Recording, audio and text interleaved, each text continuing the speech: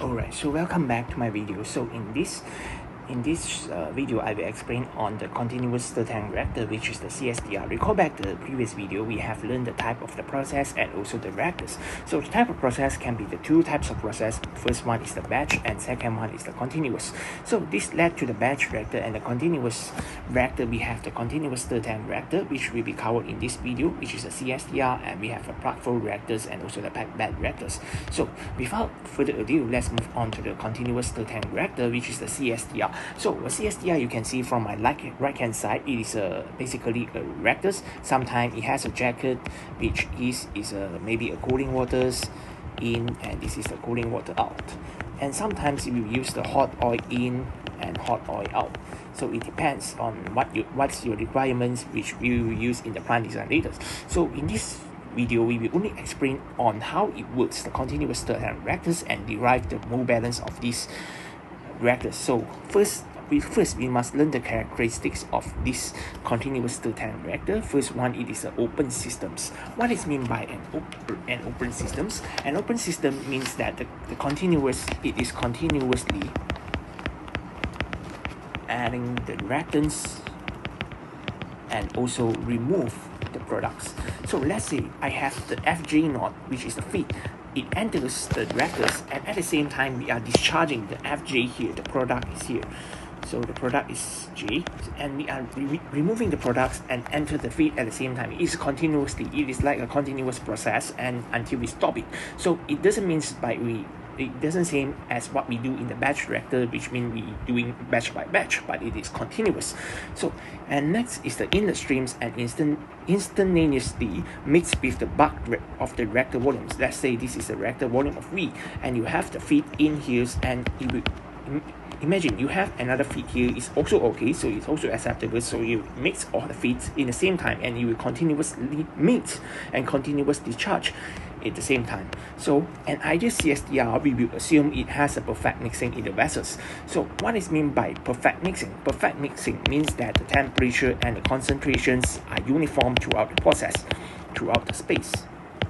Means that it has to mix well, and this one is a general ideal assumptions that we use in the calculations. And also we need to assume that the compositions of the exit stream is that equivalence to the inside the reactors. Means that the concentration FJ here leaving the streams is same as the here is inside the reactor. So let's say here is FJ, here we have the concentration of the CJ, and here will be CJ as well. So means that we are using this assumption to do the calculations. And finally we assume it has the steady state conditions. Why steady state? Because the reactions, which means that the reaction rate is the same at every point in the reactors. This is a quite, I would say, is a very gross assumption, because in later we will learn about the different which is not ideal CSTR. So let's say I have point A here and point B here. I assume this point is same concentration with this point. So this is what we assume as the steady state conditions. So moving on to the characteristics. So first one, we should know that it is a steady state and the tank reactor sufficiently well stirred, as we explained just now, and the phases are usually used for the liquid phase reactions. Let's say I make Milo like just now. So we have the Milo powders and we have the waters, and we mix it well, and we have continuous discharge it and continuously mix it. So, and the third one is the application. So what is the application used is the continuous operation, and also the process with the intense agitations. And advantages, of course, we can have a good temperature control, because it is like here. So we have the jacket, and we have to control the temperature very well, and this is continuous stir, and it has the low operating cost, because once we started we can produce a very bulk productions. And however, we should always notice the disadvantage. It is a low conversion per unit volumes. Means what? Because as we continuous from A to B, because it is continuous discharge and continuous feed, so we can't ensure it has the 100% conversion, because we keep on feeding it and keep on discharging it. So the reaction time is particularly small, and we should see something like residence times in the future. So that's why we can say it has the low conversion per unit volume compared to the batch reactors. So moving on to the mole balance of the CSTR, we have derived the general mole balance design equation in the first video, we have to design a volume V, any volume. So in this CSTR equation, how we simplify it? So for an ideal CSTR, we should apply that in steady state conditions, the accumulation will be 0. So dnj over dt will equivalent to 0 because there is no change in the moles with the time, because every point is the same. So for well-mixed conditions, we can assume that the RJdV, because every point is the same, so it's a RJV. So we simplify it, the equations, it will from this equation 1, it will turn become to Fj0 minus Fj plus Rjv equivalent to 0. So from here, we can derive out the V.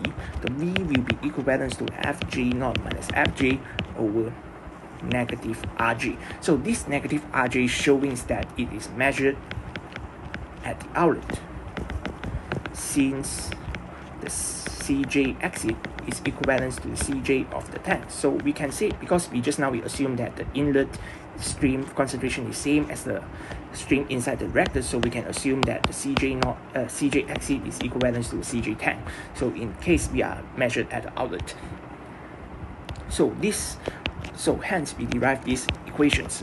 Volume, this is the reactor volume required to reduce the entering flow of a species J from Fj0 to Fj at the outlets. So and the tank in the tank or in the tank. So the V is equivalent to Fj0 minus Fj over negative Rj. So this is what we derive from the general mole balance equations. So for molar flow rate, we should understand that it has a tricky part for molar flow rate.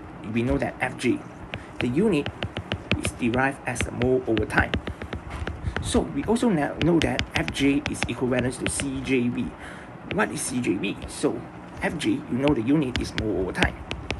And this one is the concentration, is mole over volume.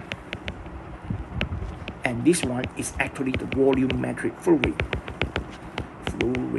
So volumetric flow rate, we can get the unit is volume over time. So after we deduce, it's the same things as this. So after that, we can simplify further on these equations, because Fj is equivalent to Cjv. Just now we derive, so that an ideal steady state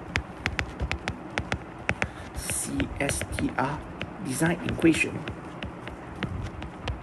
in terms of concentration means that we are deriving the equations in terms of concentration. So we have this V, we have V equals to Fj0 minus Fj over negative Rj. So now we substitute since the Fj equals to Cjv, and now we substituting it becomes Cj0 V minus Cjv over negative Rj, and further simplified it becomes V Cj0 minus Cj negative Rj. So here is the general equations of the ideal state CSTR design equation in terms of the concentration. So you can use both of these, first or seconds, to use to tackle all the questions. So thank you so much for this video. So next video I will explain on the plug flow reactor PFR.